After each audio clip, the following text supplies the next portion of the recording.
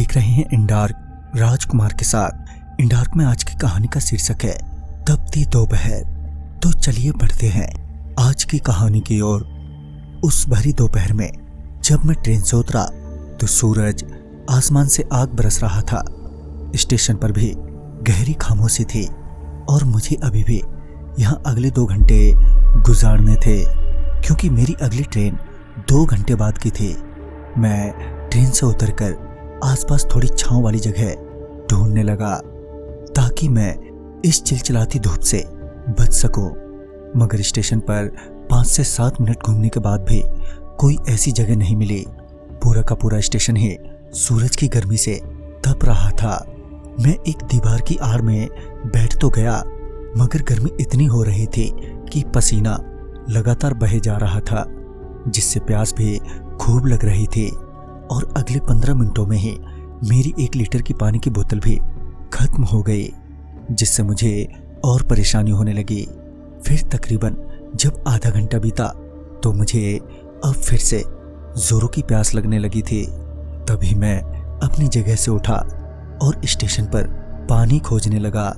Station के लगभग आखिर में जाकर मुझे एक हैंडपंप दिखाई दिया और फिर मैं पानी लेने के लिए उस हैंडपंप की ओर बढ़ा।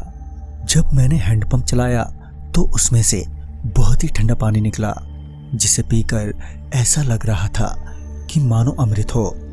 उस तपती दोपहरी में इतना ठंडा पानी मिल जाए तो क्या बात है। पानी पीने के बाद मैंने अपनी बोतल भी भर ली और वापस स्टेशन की तरफ चल दिया कि तभी मेरी नज़र वहीं पास के ही एक पेड़ पर पड़ी जो बेहद ही घना था। फिर मैंने सोचा कि अभी तो ट्रेन आने में काफी वक्त है, तो यहीं इसी पेड़ के नीचे बैठ जाता हूँ। कम से कम कुछ तो राहत मिलेगी इस तपती गर्मी से।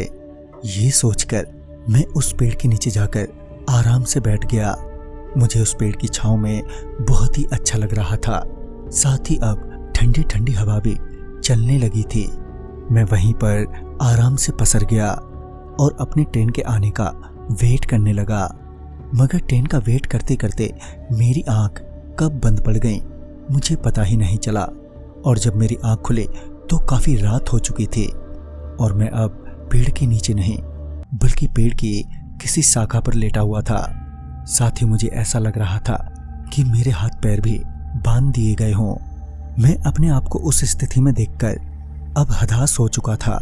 मुझे समझ नहीं आ रहा था कि ये सब कब मेरे साथ हुआ और किसने किया। मैं डर के मारे जोर जोर से चिल्ला तो रहा था, मगर उस वक्त मेरी आवाज सुनने वाला वहां पर कोई नहीं था।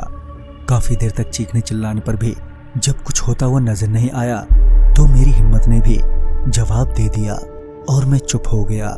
फिर मेरी चुप होते ही कुछ देर बाद ही वो पेड़ बहुत जोर जोर से हिलने लगा, जिससे मेरी धड़कनें फिर से एक बार तेज हो गईं। मगर कुछ ही देर में वो पेड़ हिलना बंद हो गया, मगर मेरी धड़कनें अभी भी तेजी बनी हुई थी। मैं अब बहुत जोर जोर से सांस ले रहा था कि तभी मेरे सीने में दर्द उठ गया। मुझे मेरे सीने की पसलियों पर बहुत जोर पड़ रहा था, जिसकी वजह से मैं अब सही से सांसें नहीं ले पा रहा था। सीने पर दबाव लगातार बढ़े ही जा रहा था, मानो कोई मेरे सीने पर भारी भरकम सामान लादे जा रहा हो। तभी मुझे ट्रेन की हॉर्न सुनाई दी, जिससे मुझे ये अंदाजा हुआ कि मैं अभी भी स्टेशन के करीब ही हूँ, मगर दूर भी। कि तभी ट्रेन से आती हुई रोशनी जैसे ही पेड़ पर पड़ी कि मैंने देखा कि कोई मेरी छाती पर बैठा हुआ है और उसके चेहरे के साथ साथ पूरा शरीर काला है, सिवाय उसकी आंखों के जो अब सफेद चमक रही थी। उसे अपने सीने पर बैठा देख मैं जोर जोर से चिल्लाते हुए किसी तरह अपने आप को छुड़ाने की कोशिश करने लगा। और जैसे ही ट्रेन की रोशनी हटी कि फिर से वो काली परछाई मुझे दिखनी बंद हो गई। इतना सब झेलने के बाद मैं मानसिक रूप से पागल सा होने लगा था। मुझे ये तो अब तक समझ में आ गया था कि ये जो कुछ भी हो रहा है कोई सामान्य बात नहीं है और मेरा बचना भी। मैं फिर बिल्कुल शांत पड़ गया। ये सोचने लगा कि बस कोई यहाँ से गुजरे ताकि मैं उसे आवाज देकर मदद के लिए बुला लूं। दोस्तों, नसरुद्दीन जी के साथ आगे क्या हुआ, ये जानने के लिए देखना ना भूलें इस कहानी की अगली कड़ी कल रात 8:15 बजे। तो मैं आपका दोस्त राजकुमार जल्द ही मिलूंगा इस कहानी की अगली कड़ी के साथ। तब तक के लिए बाय एंड टेक केयर।